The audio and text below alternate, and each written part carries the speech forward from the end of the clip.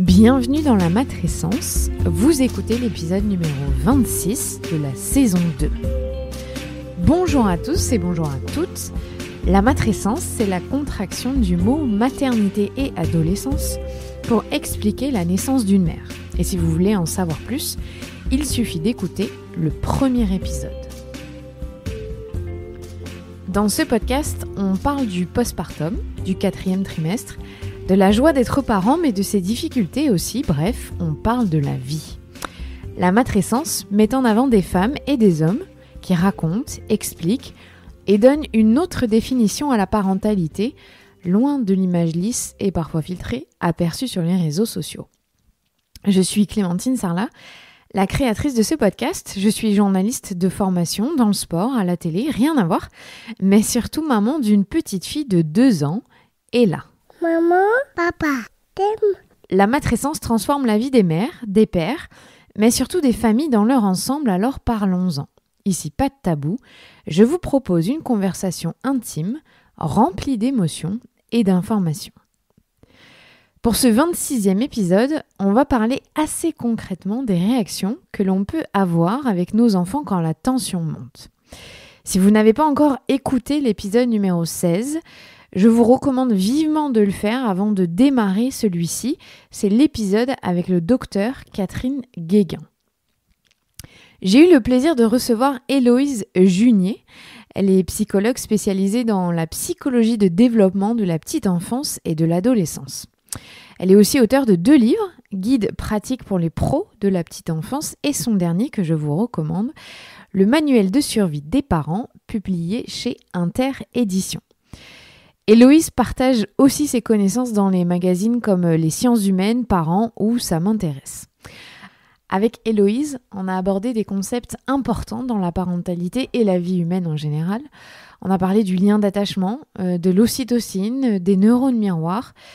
Héloïse, elle raconte par exemple comment gérer un enfant qui tape, pourquoi la punition n'a aucune efficacité.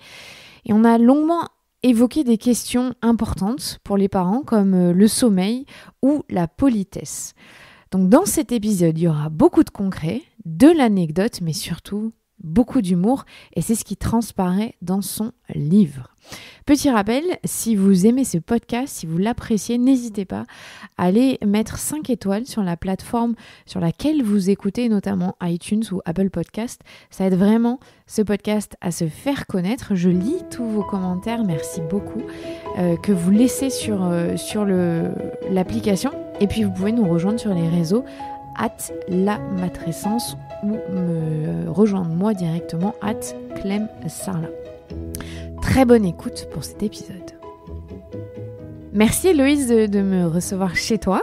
Je suis ravie de t'avoir parce que après l'épisode avec le docteur Catherine Guéguin, il y a beaucoup d'auditrices et auditeurs qui m'ont dit « Ok, mais c'est bien de savoir tout ça, mais maintenant concrètement comment on fait ?» Et donc le docteur Catherine Guéguin m'a suggéré de ton livre. Et génial, t'habites à Bordeaux. Hyper pratique. Très pratique. Et donc ton livre est exactement le manuel de survie des parents est très pratique. Donc on va pouvoir en parler. Alors tu viens aussi d'être maman pour la 2e fois. Absolument.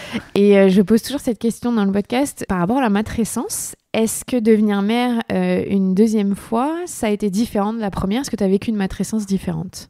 Alors je pense déjà que j'ai vécu une grossesse différente parce qu'en fait on s'investit davantage, on s'investit différemment en fait quand on voit le petit être à venir, quand c'est un 2e enfant que quand c'est un premier. Il y a moins l'inconnu, on sait l'attachement qui va être créé par la suite. Et après l'accouchement, les premiers temps, effectivement, déjà on a tendance à désacraliser un petit peu les difficultés. On sait que ça passe et je pense qu'être parent une 2e fois c'est beaucoup plus confortable à mon sens qu'être parent une première fois. Même pour les professionnels de la petite enfance, il y a ça, donc tant mieux. Parce que nous on patine aussi, c'est ça que souvent en fait on a tendance à surestimer les compétences parentales des professionnels de la petite enfance. En fait, non, rassurez-vous, on galère aussi. Et donc, on galère moins une 2e fois qu'une première fois. Ce qui est formidable. Je conseille à tout le monde. Un 2e. Oui, voire un 3e. Alors, je voudrais qu'on évoque 3 concepts pour poser les bases dans cette interview. Ouais. Parce que beaucoup de gens, malheureusement, ne connaissent pas et je pense que ça va être une révélation ce que tu vas nous dire. Est-ce que tu peux d'abord m'expliquer ce que c'est le lien d'attachement ? Alors le lien d'attachement, chez le mammifère humain, parce qu'il varie beaucoup selon les espèces aussi, le lien d'attachement chez le mammifère humain, c'est le lien qui se crée entre un parent et un enfant. Il faut savoir qu'il est un enfant ne s'attache pas de manière automatique et spontanée à son parent dès la naissance. C'est un lien qui se construit avec le temps, en fonction des réponses que le parent va apporter à son enfant. Admettons, mon bébé pleure, voilà, il est 10h30, mon bébé pleure, je ne sais pas pourquoi. La réponse que va apporter le parent va permettre au fur et à mesure à l'enfant de savoir compter sur son parent. Et ça, c'est pas quelque chose d'inné, c'est pas quelque chose de... On n'est pas avec cet attachement tout fait, c'est quelque chose qui va se construire au fur et à mesure des réponses que le parent va apporter. Et plus les réponses seront ajustées à l'enfant, dans un rapport déjà en termes de qualité, c'est une réponse, un enfant pleure, on ne laisse pas pleurer tout seul, et on va répondre rapidement, de manière adaptée, plus le lien va se construire. Et l'humain, le petit humain, met entre 6 et 9 mois, c'est très très très très très long, pour s'attacher à son parent de manière pérenne pour le reste de sa vie. Ah oui, tu veux dire c'est long par rapport à d'autres mammifères ? Oui, par exemple, vous prenez une petite oie qui vient d'éclore, par exemple, de son œuf. On a vu tous les photos de Lorraine, c'est l'éthologue qui reste à côté de l'œuf qui éclot. À ce moment-là, les petites oies ou les petits canards, les petits canetons vont suivre l'éthologue jusqu'à la fin, parce qu'en fait, ils vont élire figure d'attachement la personne qui reste à côté de lui quand il naît. Donc ça, c'est formidable. Et nous, c'est beaucoup de temps. C'est beaucoup moins que l'amour. Du coup, ça c'est vraiment un terme d'effort, en fait, que l'attachement se crée. Donc 6 à 9 mois pour que l'enfant...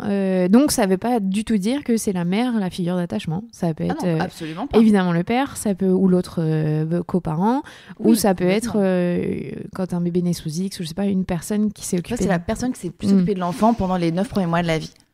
Alors le deuxième concept dont je voulais, c'est même pas un concept, c'est scientifique, c'est l'impact de l'ocytocine dans les relations humaines. Pour celles qui se sont un peu intéressées à l'accouchement, vous savez que l'ocytocine, c'est l'hormone de l'amour qui permet de déclencher l'accouchement. Ouais. Mais dans les relations humaines, ça a aussi un apport hyper important. Et oui, complètement. Alors en fait, avant d'être l'hormone de l'amour, c'est vrai qu'on l'a souvent vulgarisé comme ça, l'ocytocine, c'est vraiment l'hormone du lien social. L'hormone qui crée l'attachement les uns avec les autres, qui crée la coopération, la confiance, l'empathie entre les mammifères entre eux, et notamment entre les mammifères humains. Donc toi et moi, en l'occurrence.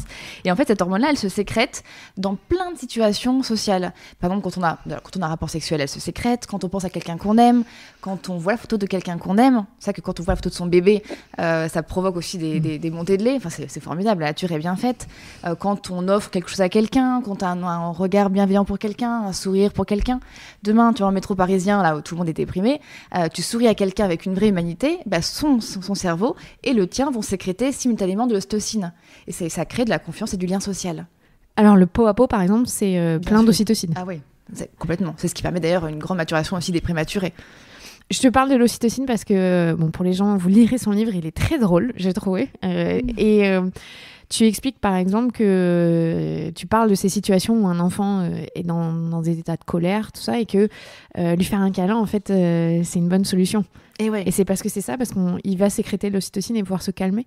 Complètement. Alors c'est contrairement aux idées reçues, en fait. C'est vrai que quand un enfant est en colère, nous-mêmes on est en colère, par contagion émotionnelle, donc on a tout envie de faire, sauf de lui faire un câlin. Et malgré tout, c'est vraiment comme si on lui donnait une petite dose anxiolytique. Le prendre dans les bras va faire que son petit cerveau sécrète de l'ocytocine, donc cette hormone qui va permettre de baisser le rythme cardiaque, la tension artérielle, la respiration, et de créer un état de bien-être chez l'enfant, à condition que le câlin quand même soit sincère. Effectivement, c'est pas pour le jeter par la fenêtre, c'est pas vraiment un câlin, et que ce câlin dure quand même quelques secondes. Et ça permet vraiment à l'enfant de baisser en tension, et c'est formidable d'y arriver. Et est-ce que ça nous fait baisser nous aussi en tension ? Bien sûr, oui. C'est ça qui est chouette. C'est bénéfique. C'est un mini Prozac qu'on se partage. En fait. Et ce que j'aime bien, c'est que je crois que tu donnes en disant ça marche aussi avec le partenaire ou le conjoint. Complètement. Même avec le chien. Enfin, quand ma chienne est un peu stressée, parce qu'elle est un peu stressée, elle vient de la rue, et du coup, quand tu fais un câlin, ça la déstresse en fait. L'ocytocine marche avec beaucoup de mammifères. En fait, c'est super dur parce que j'ai l'impression que toute la société nous a encouragés à jamais répondre à la colère des gens, ou en tout cas à la répondre de manière identique, c'est-à-dire être en colère ou crier ou s'énerver, mais on nous a jamais dit non, en fait, quand quelqu'un est en colère, il y a un problème derrière, il y a quelque chose d'autre, fais-lui un câlin, ça lui fera du bien, et ça te fera du bien à toi aussi. C'est vrai que c'est une lecture de l'être humain qu'on n'a pas l'habitude d'avoir en société, notamment une société qui est vraiment basée sur la violence éducative. On n'est pas dans cette culture de l'être humain, en fait. Effectivement, oui. Le troisième concept qui va faire référence à tout ce qu'on vient de dire, c'est les neurones miroirs. En neurosciences, je trouve que c'est hyper intéressant comme concept. Moi, personnellement, ça m'a fait comprendre plein de situations. Est-ce que tu peux expliquer ce que c'est ? Alors, les neurones miroirs, c'est un concept, c'est une découverte qui était faite déjà à la base, chez le singe, pas chez l'homme. Elle n'a pas encore vraiment été découverte chez l'homme, mais dans les années 90, vraiment de manière complètement hasardeuse.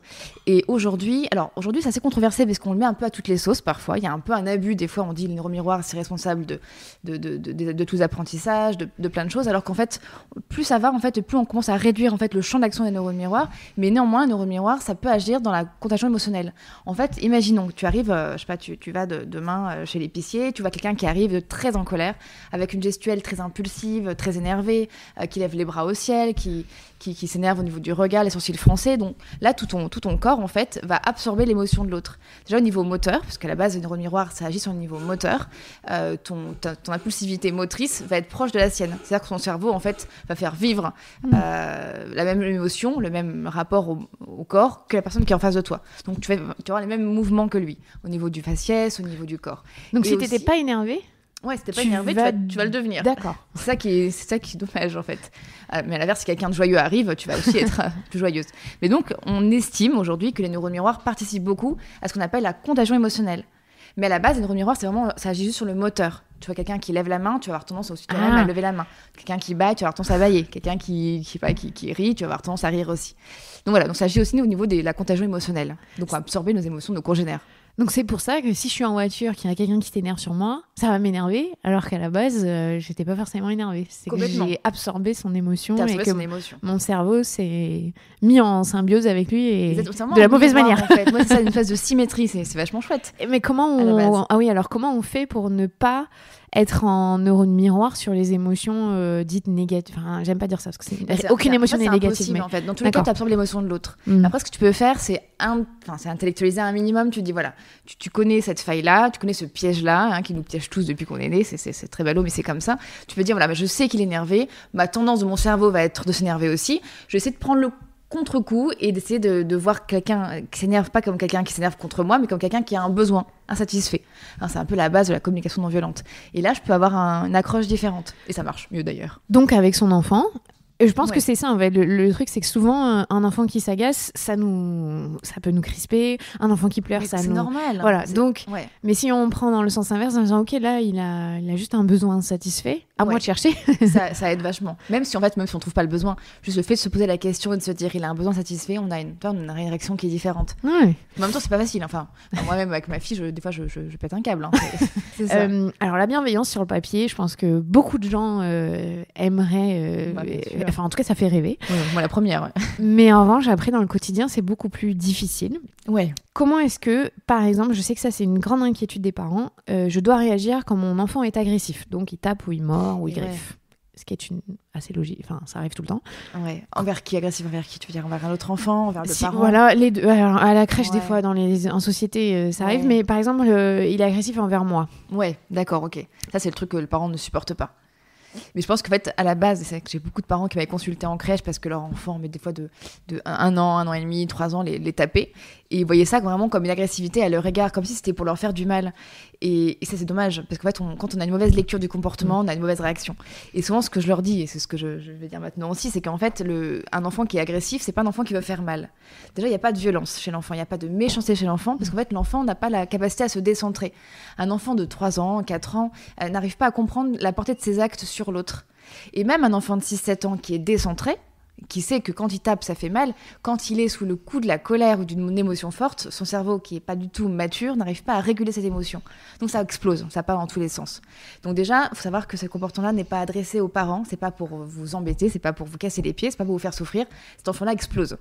Donc il vaut mieux accompagner l'explosion plutôt que réagir à l'agression. Je sais pas si tu vois ce que je veux dire. Si, moi je me suis rendu compte que ma fille, quand elle tape, elle griffe ou elle mord, en tout cas nous, ses parents, tout de suite on sait avec mon conjoint, ok, il y a quelque chose qui t'embête, il y a quelque chose qui va pas, voilà, t'es fatigué ou il y a trop de bruit, ou on arrive à voir derrière et on change la situation pour qu'elle arrive à se calmer. Et complètement, c'est ça en fait, faut changer le contexte. C'est ça, ouais. Mais exactement, tu vois, c'est ton exemple, il est très bon. Imagine, c'est souvent l'exemple que je prends en formation, en conférence, un énorme iceberg. La partie visible de l'iceberg, c'est le comportement de l'enfant qui va pas. Donc, c'est l'enfant qui tape, qui griffe, qui mord, qui te crache à la figure, tout ce qui t'énerve toi en tant que parent, fondamentalement parlant.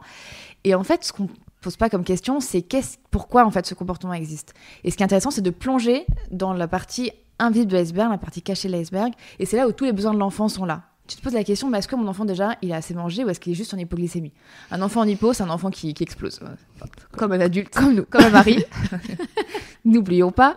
Est-ce qu'il a assez mangé? Est-ce qu'il a assez dormi? Pareil, le manque de sommeil, ça nous met dans nos cerveaux en alerte. Est-ce que je lui ai accordé assez d'attention ce matin? Est-ce qu'il s'est assez dépensé? Et pose-toi la question de tous ses besoins fondamentaux. Et si un ou plusieurs de ses besoins sont insatisfaits, forcément, il va exploser. Et savoir cette lecture de l'être humain qui est en face de toi te permet d'avoir non pas un regard critique, mais un regard empathique envers lui. Et même si tu sais pas pourquoi il est en colère, tu as une vision qui est différente. Enfin, moi, c'est ce que je fais avec ma fille, je vous assure que ça marche. Ça marche presque tous les coups. Tu nous as parlé du lien d'attachement tout à l'heure. Ouais. Est-ce que tu peux aussi expliquer pourquoi, du coup, les enfants, quand ils rentrent de leur journée où ils nous ont pas vus, peuvent tout décharger sur nous et donc...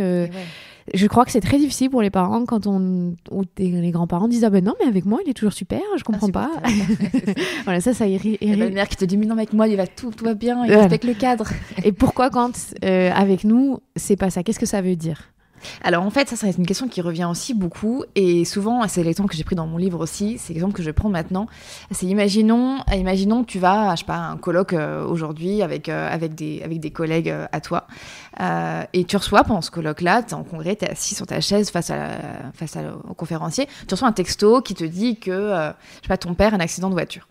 Et ces collègues-là, avec qui tu es en communication, tu les connais pas vraiment. Tu les connais suffisamment, mais pas vraiment pour pouvoir te lâcher sur le moment. Alors tu vas te retenir, tu vas pas pleurer, tu vas pas sangloter, tu vas avoir une mine inquiète, mais pas non plus décontenancée. Et la journée va se passer, tu vas arriver le soir, je sais pas, en service de réanimation pour voir ton père, ou tu verras peut-être quand même avant le soir. Et là, tu vois ton conjoint, ou là, tu vois ta meilleure amie, ou quelqu'un en qui tu as vraiment confiance. Et à ce moment-là, naturellement, sans que tu maîtrises quoi que ce soit, tout va lâcher et tu vas sangloter dans les bras de la personne en qui tu as confiance. Pourquoi? Parce que cette personne-là, ce sera ta figure d'attachement. C'est une personne avec qui tu t'es construite, c'est une personne avec qui tu as un lien d'attachement et de confiance très fort. Donc ça peut être des sanglots, mais ça peut être aussi de la colère. Ça peut être aussi de la colère. Parce que c'est plus facile d'accepter les pleurs de quelqu'un qui est triste. Et complètement. Que la colère où tu dis qu'est-ce que j'ai fait, pourquoi. C'est ça que les maris, quand ils sont toujours sympas avec leur mère la journée, et le soir, ils nous envoient tout la figure. Par exemple, ou ça peut être, ils sont sympas avec les collègues, et le soir, c'est toi qui prends tout, la moindre réflexion, hop, ils explosent. Et c'est normal. Et c'est plutôt bon signe. Donc en fait, c'est bon signe. C'est ça génial. Faut voir ça comme ça, en fait. Quand ton enfant, il te casse les pieds le soir et qu'il n'a pas cassé les pieds la journée à quelqu'un, et ben c'est une marque d'affection. C'est plutôt top. Dans ton livre, tu as un chapitre où tu poses la question dois-je punir, priver pour faire obéir mon enfant? Ouais. Est-ce que tu veux expliquer pourquoi la punition est inefficace? C'est pas notre culture en fait. Depuis le début, en fait, on nous apprend quand on est parent à punir l'enfant. Et la punition, je pense qu'elle fait partie de la culture française pour plein de raisons. C'est vrai que la religion, la psychanalyse a beaucoup alimenté cette question de la punition. Mais c'est vrai que pour nous, être parent sans punir, parfois on sait pas du tout comment faire. Et enfin, je fais des formations aussi pour les ATSEM en école maternelle et des fois, quand je leur explique que la punition, c'est nocif, c'est une maltraitance émotionnelle, elles me disent mais si on punit pas, on fait quoi? Enfin, je veux dire, on fait quoi avec les enfants? Donc, c'est vrai que moi, je pense qu'il y a tout un suite à faire dessus. Et en fait, la punition, c'est inefficace, mais avant tout, c'est déjà maltraitant. Il faut savoir que la punition, en fait, ça va mettre l'enfant dans une situation de honte, d'humiliation, et ça va pas permettre à l'enfant de stimuler son apprentissage. Ça stimule pas les bonnes parties du cerveau quand on punit un enfant. C'est quelque chose de très pyramidal et de très maltraitant. Faut différencier la punition de la sanction. Imaginons un enfant, le matin, il a son paquet de céréales, il le fait tomber par terre. De manière plus ou moins volontaire, on sait rien. C'est une expérience aussi, enfin hyper sympa à faire, qu'on a tous fait quand on était petits. La punition, ce serait de dire, voilà, tu as fait tomber ton paquet de céréales, tu seras privé de mamie la semaine prochaine. Ou tu seras privé de télé. Enfin, tant mieux d'ailleurs, parce que c'est pas forcément très bon pour son développement. Mais voilà, il n'y a pas de lien entre l'action commise et la punition. Donc il n'y a aucun lien pédagogique. La sanction, ce serait de dire, voilà, tu as fait tomber ton paquet de céréales, écoute, on va le ramasser. Et je vais t'apprendre à ramasser. C'est-à-dire qu'il y a vraiment une idée qu'il y a un lien plus ou moins sensé entre ce qu'on dit à l'enfant et l'action commise. C'est même pas une sanction, c'est de l'éducation, ce que tu dis. C'est la sanction, c'est l'éducation, au sens positif du terme. Ouais. C'est ça que ça peut être mal compris aussi. C'est un apprentissage, en fait, tu lui offres la possibilité de... Quand on répare l'action commise. Mais c'est pas toujours possible, dans des situations. Et j'aime bien parce que tu utilises le mot expérience. On aurait tous naturellement dit il a fait une bêtise. Est-ce qu'on abuse de ce mot? Est-ce que ce mot, il est mal utilisé? Ouais, il est mal... c'est nul de dire bêtise. Enfin, c'est nul. C'est vrai que c'est dommage. L'enfant, il fait que des expériences en permanence. Alors, ce qui nous paraît une bêtise, parce que ça sort du cadre de l'adulte, qui est tout rikiki, tout petit, pour lui, c'est juste des expériences qu'il fait au fur et à mesure. Même un enfant de 10 ans fait des expériences, finalement. Même à 30 ans, je fais des bêtises encore, je le dis, donc je fais des expériences. Non, mais c'est vrai. Mais ouais, on expérimente. Enfin, c'est une vision vraiment très négative de l'expérience, en fait, je pense. Pourquoi est-ce que tu viens de parler du cadre de l'adulte qui est rikiki et l'enfant, lui, il explore? C'est Qu'est-ce qui fait que nous, adultes, on s'est autant restreint et on n'arrive pas à avoir la beauté de l'enfance? Je pense qu'adultes, nous, on est conditionnés. Enfin, tu vois, je voyais hier avec ma fille, il pleut tout le temps à Bordeaux en ce moment, depuis 2 semaines, dépressionnelle. Il y a des flaques d'eau partout. Donc, qui dit flaque d'eau enfant, voilà, on sait ce qui va se passer. Et je voyais une flaque d'eau hier. Moi, dans ma tête d'adulte, je contourne la flaque d'eau, parce que voilà, je sais que je peux avoir les pieds mouillés. Mais un enfant de 3 ans, 4 ans, 5 ans, quand il voit une flaque d'eau, il saute dedans. C'est ce qu'on appelle l'affordance. C'est-à-dire que n'importe quel enfant dans le monde voit une flaque d'eau, va sauter dedans. Après, et c'est pareil, quand tu vois une barrière, il va monter dessus. Quand tu vois un toboggan, il va grimper à l'envers. Et en fait, il est conditionné. Enfin non, non pas conditionné. Il est programmé. Son cerveau est programmé pour avoir telle action avec tel objet ou telle partie de la chaussée. Et en fait, nous, adultes, on a été conditionnés par l'éducation à mettre de côté cette programmation naturelle. C'est vrai qu'il y a vraiment un décalage entre l'enfant, son cerveau et sa prédisposition naturelle, et notre cadre rikiki d'adulte d'éducation où une chaise, ça se fait pour s'asseoir dessus, ou une table, ça se fait pour poser un verre dessus, et une flaque d'eau, ça se fait pour la contourner.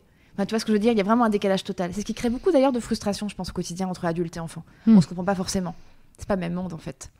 Ah oui, non, c'est clair. C'est fou d'ailleurs, ouais. Mais c'est pour ça que je trouve que les enfants nous challengent beaucoup, parce qu'ils nous demandent de faire tomber toutes ces barrières qu'on s'est construites dans notre vie adulte. Idéalement. Et de dire, ah bah ouais, en fait, oui, tu peux monter le toboggan à l'envers, il n'y a rien de grave. Tu vas sûrement glisser parce que c'est dur. Les enfants et les toboggans. C'est vrai. On a du mal à faire ça, oui. C'est vrai. Il y a un thème que tu abordes sur plusieurs points, qui est le sommeil, qui est, je pense, sûrement le sujet le plus difficile. Ouais, le plus difficile. C'est vrai. Donc, tu parles là des difficultés d'endormissement, par exemple, de l'enfant. Ouais. Avec l'épisode sur avec le docteur Catherine Guéguin, on a bien dit que laisser pleurer, c'est pas efficace. Mais qu'est-ce qu'on peut faire, du coup, si on le laisse pas pleurer, l'enfant, pour l'accompagner pour dormir? Alors, il y a plein de choses à faire. Déjà, il y a plein de rituels à mettre en place. Il faut savoir que pour un enfant, dormir, c'est pas cool du tout. Déjà, ça c'est pas vendeur. Ça, c'est comme pour nous payer les impôts, c'est pas vendeur. À la base, les enfants n'ont pas envie de dormir, mais c'est normal parce qu'en fait, ils doivent quitter une activité plutôt sympa avec beaucoup de gens, une animation, une pièce éclairée, pour se trouver tout seul dans une pièce, dans une chambre où après ils vont avoir des rêves, des cauchemars, ils vont connaître un peu une solitude. Il faut savoir que le sommeil à la base est fait pour être partagé. Chez nous, mammifères sociaux, on ne dort pas seul. Sauf chez nous, dans nos conditions occidentales. C'est ce qui crée un peu des choses un peu compliquées chez l'enfant. Donc on peut faire en sorte que cette transition compliquée entre le fait d'être en train de jouer avec son chien et ses parents dans le salon et le fait d'être endormi seul dans son lit on va faire en sorte que cette transition soit plus douce possible. Et on met en place des rituels du coup pour ponctuer un peu cette transition pour que l'enfant puisse se laisser de plus en plus aller vers le sommeil. À commencer déjà par manière très physiologique, à enlever les écrans et les jouets trop stimulants et qui vont permettre justement à la mélatonine de l'enfant de se sécréter et de favoriser l'endormissement. Tu as parlé de quelque chose de très important. Je pense dans notre société occidentale, on a une vision du sommeil qui est complètement décalée par rapport aux besoins humains. Tu expliques bien dans ton livre qu'on est la seule société à ne pas faire dormir nos enfants avec nous quand ils sont petits. Par une peur très bizarre de se dire qu'ils vont rester avec nous jusqu'à 18 ans. C'est ça. Pourquoi est-ce que le cododo il est autant diabolisé alors qu'on connaît les effets positifs aujourd'hui ? Alors, sans entrer vraiment dans la polémique, mais c'est vrai que le cododo en France, du moins, en France, c'est vraiment un tabou. C'est comme le fait de faire fumer de la cocaïne à son enfant. Je veux dire, c'est vraiment un tabou énorme. En fait, la religion catholique en grande partie, la psychanalyse, a mis progressivement une distance entre le corps de l'adulte et le corps de l'enfant. Pour des raisons diverses. Ça peut être l'inceste, ça peut être l'infanticide. Donc, au fur et à mesure, plus ça allait et plus les mœurs allaient vers une distance vraiment importante entre le corps de l'enfant et le corps de l'adulte. Du coup, le cododo et tout le fait d'être proche de son enfant a été plus ou moins diabolisé. C'est le cododo, mais c'est aussi le portage. Parce que pendant très longtemps, le portage était complètement controversé. L'allaitement aussi, pendant très longtemps, il a été controversé. Enfin voilà, dès qu'il y a une proximité corps à corps entre l'adulte et l'enfant. Or, on oublie que l'enfant, il naît profondément immature, mais plus immature que le girafon ou le chiot ou le chat, le chaton. Et du coup, il est fait pour être en corps à corps avec le parent. Donc là, on revient un peu aux sources, mais c'est vrai que la culture française ne va pas dans ce sens-là. Donc c'est logique qu'un enfant de 2 ans ait des crises d'angoisse ou ne veuille pas aller dormir s'il est séparé de son parent. Mais même nous, en fait, des fois, quand notre conjoint part en déplacement, mais on dort moins bien aussi. Enfin, le sommeil est vraiment fait pour être partagé. Et effectivement, la nuit, on est plus vulnérable, on est plus soumis aux cauchemars, aux inquiétudes. On a tous connu des inquiétudes la nuit qu'on n'avait plus la journée. Donc, on est plus fait pour partager ça avec des êtres sociaux, à nos congénères. Là, je parle de mon exemple personnel. Ouais. Notre fille, elle a fait du codo pendant longtemps et après, elle a dormi dans son lit par terre. Et aujourd'hui, elle vient toutes les nuits, au milieu de la nuit, nous rejoindre dans le lit. Et ça aussi, est-ce que c'est classique dans le sens où c'est un moment leur cerveau comprend qu'ils se retrouvent seuls Mais ce qui est sûr, c'est qu'en fait, la nuit, les enfants n'enseignent pas forcément des cycles de sommeil et parfois, elles se réveillent après un cycle. Là, boum, pic d'anxiété, elle voit qu'il fait nuit, je sais pas, elle a fait un cauchemar, elle pense à ses parents. Naturellement, elle est programmée, son cerveau est programmé pour retrouver l'ocytocine, donc la proximité avec son parent. Donc en fait, quand ils viennent nous voir la nuit, à 2h du matin ou à 4h, ça montre que son cerveau fonctionne bien. Et ils ont besoin Ils d'ocytocine. sont programmés pour le faire. Ils ont besoin de leur shoot d'ocytocine. Ou sinon, les pics avant de dormir, on leur fait une perfusion d'ocytocine. Mais oui, en fait, ils réagissent juste bien. C'est nous, adultes, qui sommes conditionnés à la distance corps à corps, adulte-enfant, qui fonctionnent mal, en fait. C'est ça qui est bizarre. Eux, ils fonctionnent selon leur gène, en fait. Leurs besoins Et physiques. leurs besoins, ouais, complètement. Et jusqu'à quel âge ils ont ces besoins physiologiques d'être près du parent? Alors ça, c'est très compliqué comme question, parce que du coup, je dirais bien pour la nuit. Ouais, pour la parce nuit. qu'il n'y a pas vraiment d'âge, en fait, pour la nuit. Enfin, on a tous cette prédisposition à dormir ensemble, en fait. Ouais, même ensemble. adulte. Ouais. Même adulte, c'est ça qui est fort, en fait. Donc oui, sur le sommeil, on a adulte, enfin être humain, on a besoin de dormir ensemble. Oui, complètement. Donc il n'y a rien d'anormal à ce que notre enfant nous rejoigne dans le lit ou ne veuille s'endormir que dans notre lit, parce que ça arrive aussi, ça. C'est tout à fait normal, en fait. Et nous-mêmes, en fait, on serait pareil. On est pareil. On est des mammifères sociaux et on est vraiment fait pour dormir tous ensemble. On verra rarement, en fait, même, je sais pas, ne serait-ce qu'un louveteau dormir loin de ses parents loups. Enfin, ça paraît complètement insensé. Et nous, on a fait des chambres à part pour les enfants, on les a isolés pendant la nuit, le moment où ils sont le plus vulnérables et les plus sujets au stress et à l'anxiété. Ça va contre la nature, en fait. Ouais. Donc, clairement, un nourrisson qui vient de naître, petit chou. Il faut vraiment pas le mettre loin dans une autre chambre. Ouais, non, vraiment pas, ouais. Enfin, idéalement. Et c'est vrai que c'est compliqué pour certains parents. Il y en a, ils y arrivent pas. Alors, je pense que déjà, il y en a qui ont peur, en fait. Il y en a qui ont peur d'être esclaves de leur enfant. Il y en a qui ont peur, en fait, que leur enfant, après, ne quitte jamais leur chambre. Et ils se disent, vraiment, j'ai un coup des parents, hein, si à 3 semaines, il n'a pas sa chambre, ils se sentent déjà un peu trop dans la fusion avec l'enfant, ils sont sujets aux reproches de leur famille. Ils ont vraiment peur que ça dure toute la vie, en fait. Il faut savoir que tout est transitoire, tout est une phase, et que ça finira par passer. Et que l'enfant, quand il sera tranquille, il sera serein la nuit, il aura lui-même peut-être envie aussi de connaître un petit peu plus d'autonomie la nuit. Mais il faut leur laisser le temps. Et il n'y a rien de figé. J'ai aussi eu beaucoup d'auditrices qui parlaient du fait que celles qui allaitaient, il y a une phase où ils se réveillaient plus la nuit, leur enfant, et d'un coup se réveillent et ils redemandent des tétés qu'ils ne demandaient plus. Et je crois que ça arrive aussi avec le biberon. Est-ce que ça, c'est un besoin physiologique de manger ou c'est un besoin de se rassurer d'ocytocine? Alors ça, en même temps, l'ocytocine, l'un va avec l'autre. Ouais. Forcément, quand il y a une tétée, il y a vraiment de l'ocytocine qui est sécrétée en parallèle. Tout dépend en fait de la maturation neurologique de l'enfant. Mais c'est vrai qu'on connaît des phases comme ça de transition où des fois l'enfant réclame beaucoup plus la nuit. Et puis la proximité aussi du parent fait que l'enfant est un peu plus stimulé au niveau de l'odorat et du coup, peut-être il va réclamer davantage. Mais dans tous les cas, effectivement, ce sont des phases qui finissent par passer également. Et il faut se dire en fait que si on répond beaucoup plus pendant une période la nuit à un enfant, c'est pas foutu pour la vie en fait. C'est pas pour ça qu'il fera des nuits pourries pendant 5 ans. C'est juste une phase où il a peut-être plus besoin de proximité ou plus besoin de manger. L'un va avec l'autre, c'est difficile toujours de distinguer, mais ça va passer. D'accord. Faut que les parents se rassurent en fait. Et je suis en plein dedans. Maman allaitante, d'un enfant d'1 mois et demi, je suis en plein dedans. Ouais, non, je parlais plus pour des enfants qui ont 2-3 ans et qui reviennent à demander la nuit alors qu'ils avaient arrêté. Alors que ça va arrêter aussi, c'est possible, ouais. Mais après, il y a aussi une phase de cauchemar qui arrive vers l'âge de 2-3 ans qui fait que les enfants sont beaucoup plus sensibles la nuit et ont beaucoup plus peur de s'endormir. Ça peut aussi jouer, mais pas que. Ok, c'est toute une question le sommeil. Ouais, c'est toute une question, c'est très compliqué. Et je sais que dans ton livre, tu recommandes un super livre de la pédiatre espagnole que j'adore, qui est Dormir sans larmes ou sans pleurs, je me trompe toujours. Mais... Dormir sans larmes, je crois. Ouais, José Jova, je crois que ça s'appelle. C'est rare sont les ouvrages sur le sommeil apportés vraiment sur des fondements scientifiques. Souvent, c'est sur la bonne pratique, un peu l'instinct du praticien. En fait, non, il y a vraiment une recherche sur le sommeil et il faut mieux s'en alimenter quand on est parent. Je pense que ça aide. Ce livre est génial. Ce livre est génial, je suis d'accord. Dans ton livre, tu racontes une histoire qui m'a beaucoup touchée, qui m'a quasiment mis les larmes aux yeux, où tu parles de quand tu es dans une conférence et qu'un papa te dit oui, enfin bon, moi j'ai été tapé et j'en suis pas mort et tout va bien. Ouais. Et c'est vrai que je crois que c'est une question auquel ceux qui prêchent cette parole de dire un enfant faut le respecter, on est confronté souvent et moi je suis démunie à chaque fois que quelqu'un me dit ça. Et ouais, complètement. Et tu peux me raconter ce que tu as raconté parce que c'est hyper touchant. C'est vrai que ce papa m'a beaucoup touchée et je pense que c'est d'ailleurs l'un des souvenirs de conférences les plus émotionnels que j'ai. pourtant le lieu n'était pas terrible, la conférence, enfin, c'était dans un environnement pas terrible, mais ce papa-là a fait que ça a donné beaucoup de sens à la rencontre.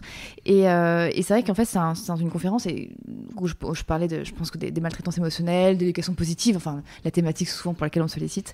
Et là, il y a un papa, mais vraiment un papa avec une allure un peu d'un homme un peu dur. Enfin, tu vois, un homme, on sent qu'il a vécu des choses pas drôles, quoi, ce papa. Il m'interrompt à un moment donné dans la conférence et il me dit, mais c'est bon, arrêtez en gros avec votre speech de bisounours. Enfin, moi, j'ai reçu des claques, des fessées, j'ai eu du martinet. Non seulement j'en suis pas mort, mais ça m'a rendu plus fort. Et c'est souvent, enfin, cette réaction-là, c'est souvent la réaction que j'entends, mais très fréquemment, en fait, en conférence. Et là, bon, ça crée un petit blanc dans l'assemblée. Quand il dit ça crée un blanc dans l'assemblée parce que tout le monde se dit, oh là, quand même, il nous dépose quelque chose d'assez lourd, ce monsieur. Et à ce moment-là, j'ai laissé un peu l'assemblée digérer un peu ce qui a été dit. Et je lui ai dit, mais monsieur, je suis pas d'accord avec vous. En fait, je pense qu'aucun enfant, quoi qu'il ait fait, parce que ce monsieur avait dit, j'avais bien cherché. Je lui dis, aucun enfant, quoi qu'il ait fait, ne mérite en fait d'être humilié, ne mérite d'être puni, ne mérite d'être tapé, ne mérite ne serait-ce d'être insulté. Un enfant ne mérite pas ça. Et vous, monsieur, vous ne méritiez pas ça quand vous étiez petit non plus. Et là, ça crée un espace-temps dans l'assemblée assez inconfortable.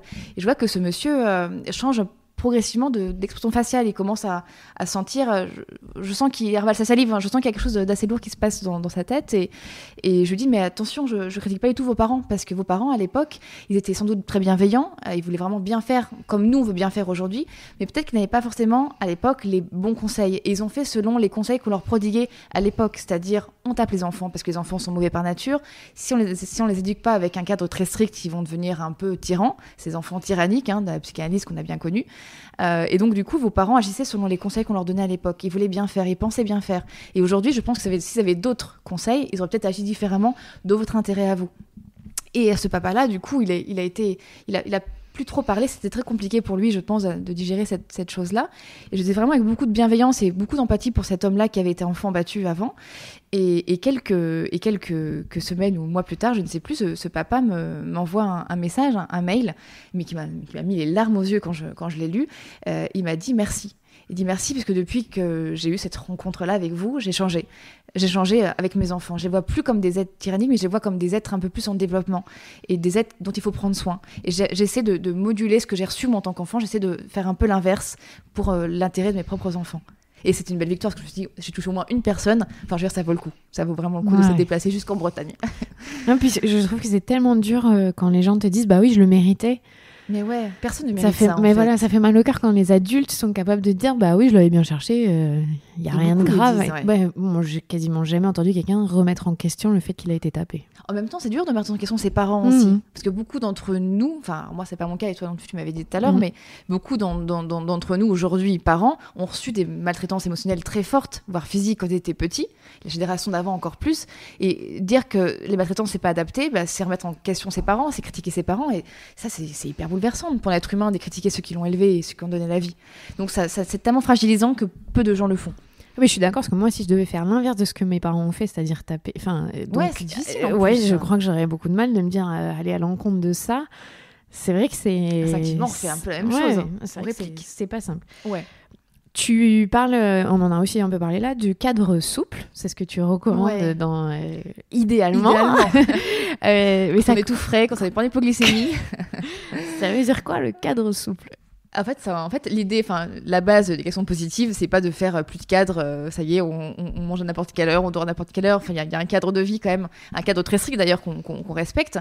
Mais c'est juste que la manière de le faire respecter ce cadre va être beaucoup plus empathique, non violente. On va passer par des alternatives pour arriver à nos fins.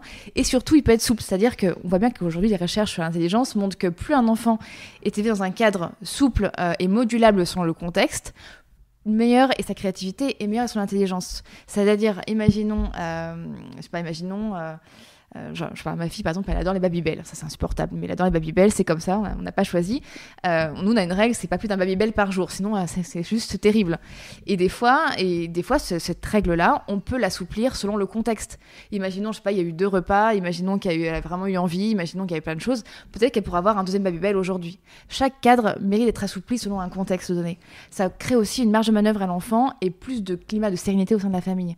Et puis c'est pas grave si des fois on cède, c'est pas grave, c'est pas une guerre qu'on perd, c'est juste qu'on accède plus à l'envie d'un enfant ou aux besoins d'un enfant.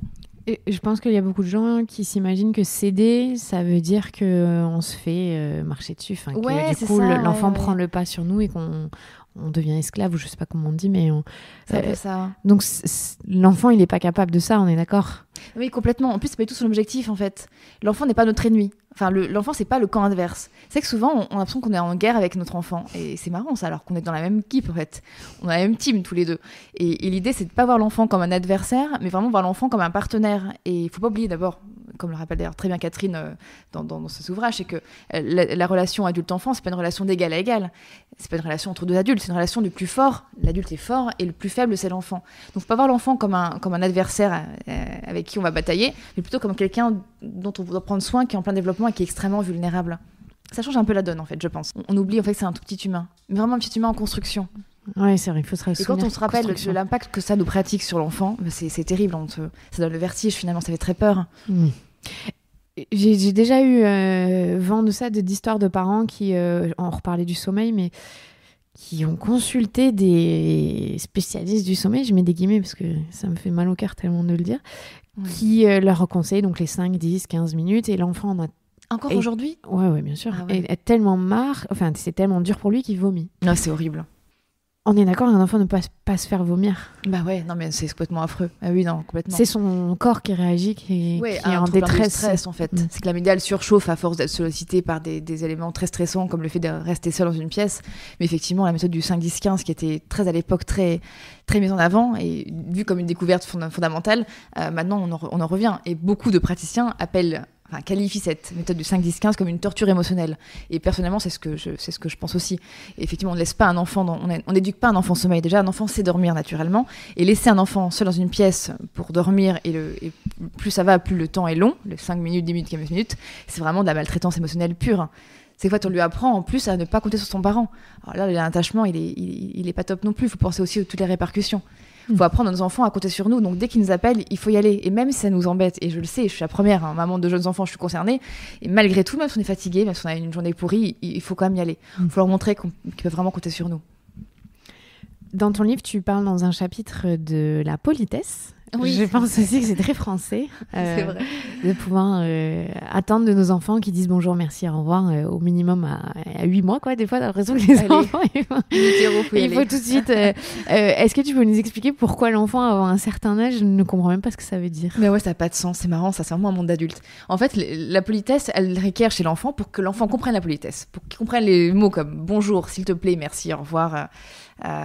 avec plaisir, de rien, etc. Faut qu'il soit décentré, c'est-à-dire faut qu'il ait la théorie de l'esprit. La théorie de l'esprit, c'est quoi ? C'est un concept de la psychologie du développement qui montre qu'un enfant, vers l'âge de 4-5 ans, et pas avant, pour les plus tôt, c'est 3 ans et demi, mais en majorité, en moyenne, c'est vers 4 ans et c'est mature à 5 ans, c'est la capacité qu'a l'enfant de comprendre que l'autre pense différemment de lui. C'est la capacité de l'enfant à attribuer à l'autre des états mentaux différents. Par exemple, il y a souvent l'exemple que je prends, c'est l'exemple d'une expérience psychologique que j'aime beaucoup, qu'on appelle l'expérience de la boîte de Smarties. C'est la suivante, là on comprend bien le concept de la théorie de l'esprit. À la boîte de Smarties, c'est un laboratoire de psychologie du développement à l'université. On va tester les enfants sur leur théorie de l'esprit. Première situation, on accueille un enfant dans la pièce d'un enfant de 7-8 ans. Et là, l'expérimentateur, le chercheur, a dans la main une boîte de Smarties. Quand il la secoue devant l'enfant, elle fait un bruit de Smarties. Enfin, tu imagines bien, l'enfant, il commence à avoir les yeux qui commencent à pétiller, il se dit « ouais, je suis pas venu là pour rien », il est hyper content. Et le chercheur dit à l'enfant, il dit « mais c'est quoi dans la boîte ?» Et l'enfant dit « bah, c'est des Smarties ». Ils connaissent très tôt ce mot. « Bien avant, s'il te plaît, merci d'ailleurs ». Et donc, le chercheur dit « bah non, en fait, j'ai un secret pour toi, j'ai une révélation à te faire ». Il ouvre la boîte de Smarties sur la table, et dans la boîte, ce ne sont pas des Smarties, ce sont des crayons. Ou des cailloux, faites ce que vous voulez. Dans tous les cas, c'est horrible. Et donc, l'enfant est vraiment déçu. Le chercheur dit à l'enfant, il dit, bah voilà, ça c'est un secret entre toi et moi. Maintenant, on va remettre tous les crayons dans la boîte de Smarties. Imagine qu'il y a un petit copain à toi qui entre dans la pièce à ce moment-là. Si on secoue bêtement comme ça la boîte de Smarties sous son nez, il va croire quoi le copain ? Qu'il y a des Smarties dedans ou qu'il y a des crayons ? À 7-8 ans, si l'enfant a la théorie de l'esprit, à moins qu'il y ait une pathologie, mais normalement il a la théorie de l'esprit, il va comprendre que l'autre enfant a une croyance différente de la sienne, a des pensées différentes de la sienne. Il va dire, bah l'enfant va se faire avoir comme moi. Il va dire, c'est des Smarties, on va bien rigoler. Bah ouais, t'as réussi l'expérience. Maintenant, un enfant de 3-4 ans, qui n'est pas encore pleinement fini sur le plan de la théorie de l'esprit, la théorie de l'esprit n'est pas encore arrivée à maturité, même expérience, même question. Imagine qu'il y a un petit copain à toi qui entre dans la pièce, on agite de la boîte et tout, qu'est-ce qu'il va croire le petit chou ? Qu'il y a des Smarties ou des crayons ? Et là, l'enfant de 3-4 ans, il va dire des crayons, il y a des crayons. Oui, mais toi, t'as assisté à la scène, mais lui, il a pas assisté à la scène, il y a un mur opaque entre vous deux. Mais des crayons, j'ai vu des crayons. Enfin, tu vois, il n'arrive pas à se décentrer. C'est mignon, hein. C'est vraiment la pensée universelle. Donc, avant que l'enfant arrive à se décentrer, il peut pas manipuler l'autre, et du coup, il peut pas avoir cette compréhension des codes de la politesse. Puisque les codes de la politesse, c'est un rapport à l'autre. C'est-à-dire que quand on dit merci, ça fait plaisir à l'autre. Mais pour ça, d'abord, il faut savoir comment ça fait plaisir. Il faut d'abord être décentré pour comprendre tous ces mots-là. Donc, c'est pas avant 4-5 ans que ces mots de politesse ont vraiment un intérêt pour l'enfant. Qu'il comprend qu'en disant ça, il fait plaisir à l'autre. Qu'il comprend qu'il fait plaisir à l'autre. Donc là, si un enfant avant 3-4 ans dit merci, il fait du mimétisme. C'est du conditionnement. C'est du dressage, en fait, pur et dur.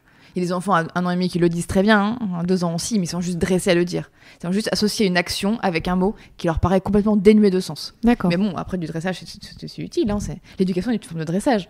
Bon, c'est controversé, mais néanmoins, c'est purement un conditionnement. Après, si c'est juste qu'ils font aussi du mimétisme de nous avoir... Nous, on leur a pas forcément dit il faut que tu dises merci, mais ils nous ont vu dire merci tout le temps. Ou sinon, c'est ça. C'est ça, c'est aussi... c'est l'imitation. Là, c'est pas du dressage, c'est l'imitation, c'est de la vraie imitation. Voilà. Ouais, là, c'est juste qu'ils font comme papa-maman, quoi. Ou... Donc, c'est ça, la meilleure manière de rendre un enfant poli, c'est effectivement d'être poli envers lui.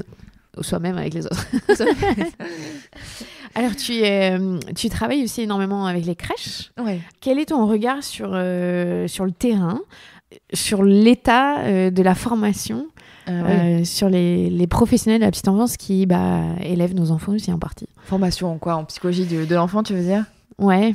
Alors, j'apprécie beaucoup les professionnels de petite enfance. Je travaille avec elles depuis très longtemps et j'ai beaucoup de respect pour ce qu'elles font parce que c'est un métier qui est difficile. Mais c'est vrai que leur formation est dans l'ensemble, assez mauvaise, notamment en France où en fait leur formation, le problème, c'est qu'elle n'est pas basée sur des fondements scientifiques. C'est-à-dire que les formateurs des professionnels de la petite enfance aujourd'hui sont en grande majorité baignés un peu par la psychanalyse ou par des notions qui sont plus d'actualité. Et ils ont du mal à mettre à jour leurs connaissances et du coup, ils n'ont pas vraiment des connaissances à jour sur le plan scientifique. Donc on retrouve encore des notions d'Oedipe. Le complexe d'Oedipe, on le retrouve encore. L'angoisse du 8e mois, on la retrouve encore.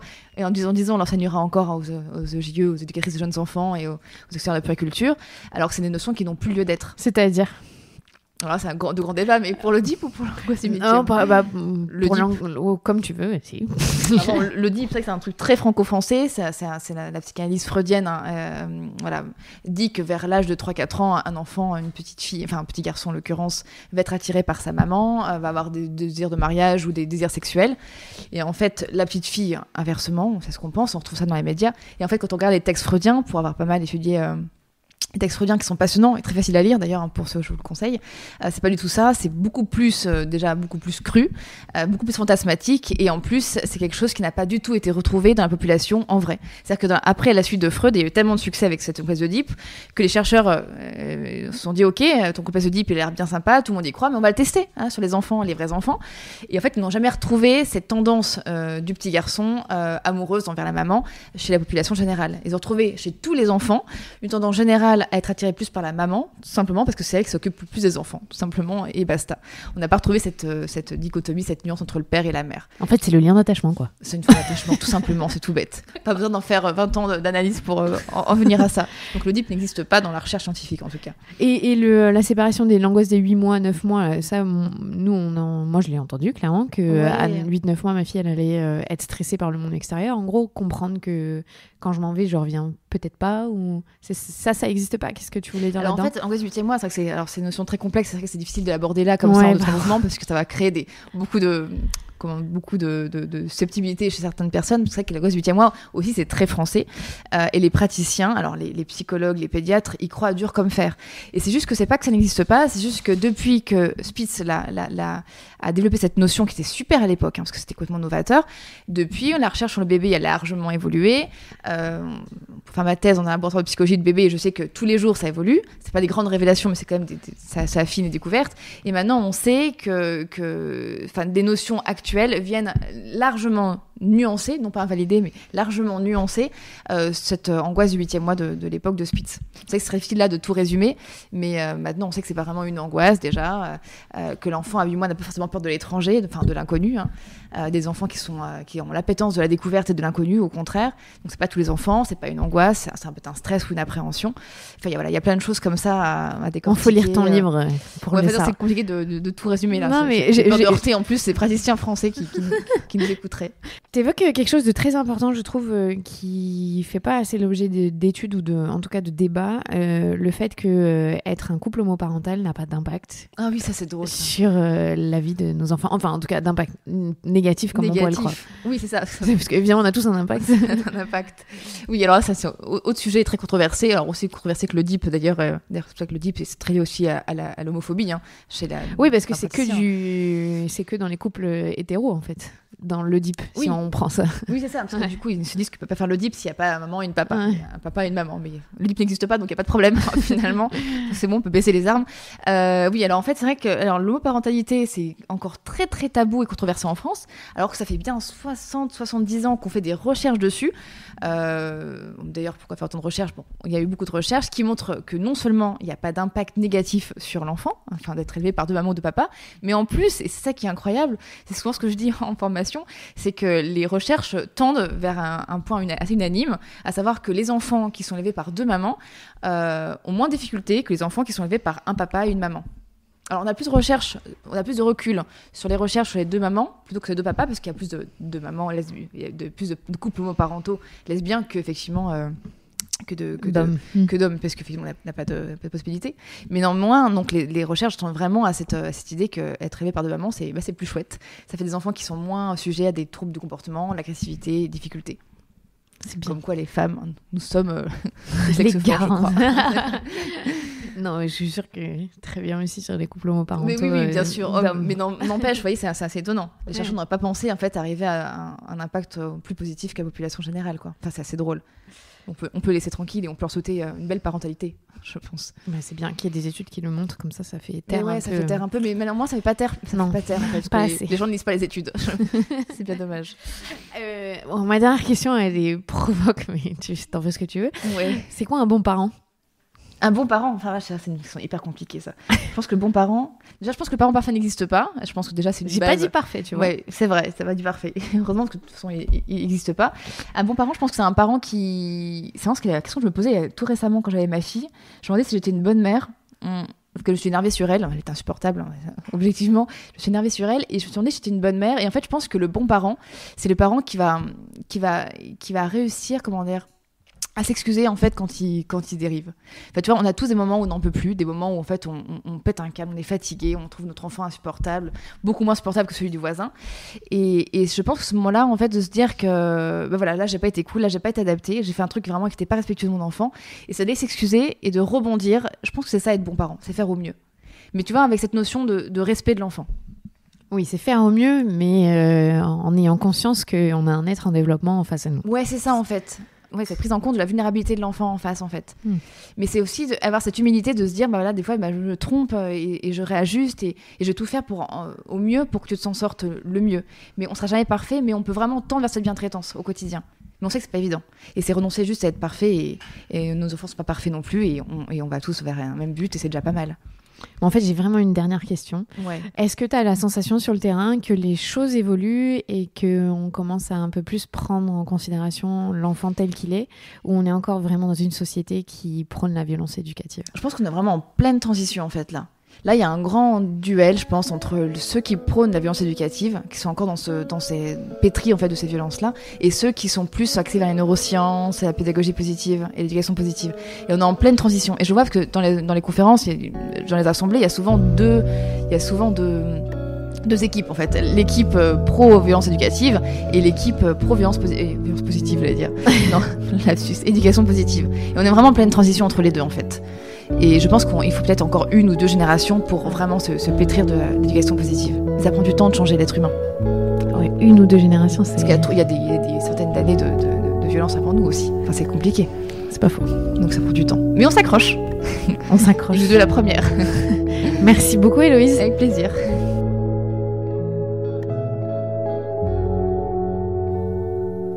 Merci d'avoir écouté ce 26e épisode. Merci à Héloïse Junier. Je vous rappelle, elle est psychologue spécialisée dans la petite enfance et l'adolescence et elle a écrit un livre, le manuel de survie des parents, qui est très drôle, très imagé, très efficace. Merci d'être de plus en plus nombreux à me suivre et à écouter ce podcast La Matrescence. On se retrouve dès la semaine prochaine, vendredi prochain, avec le père le plus connu de France. À vous de deviner. Rendez-vous vendredi prochain. Très bonne journée, très bonne fin de week-end, peu importe. À plus.